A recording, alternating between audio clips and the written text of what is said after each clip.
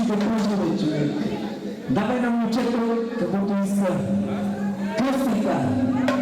Почва кръстника, той се провери. Всичките работи да вземат нема, ако искаш да ви, каквото искаш. Като нямаш по другия път, не? Звъни, добре.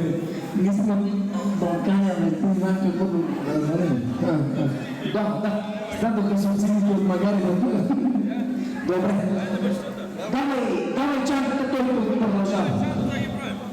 Глупо да принася го. Ти си пречена. 10, 20,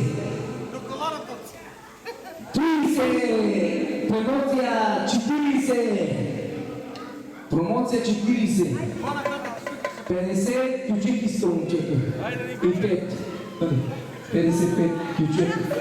Рамзи тук,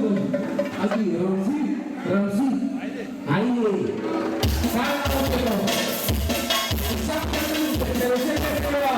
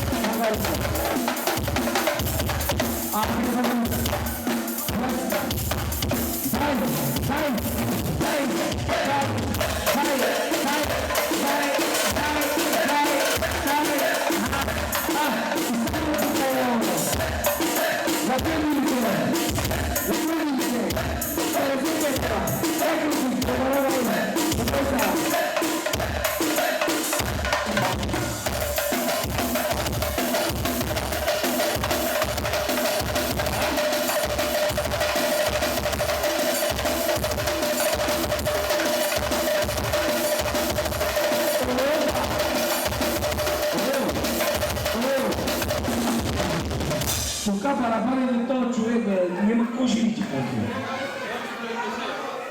70, 55, 125 лева от... И момчето, то продължава, ама момчето няма да даде. Той е безработен, всички са безработни, както знаеш. Да. Той всички са така. На борзата. Дайте му един бичек. Давай. По-дълбоко. Давай.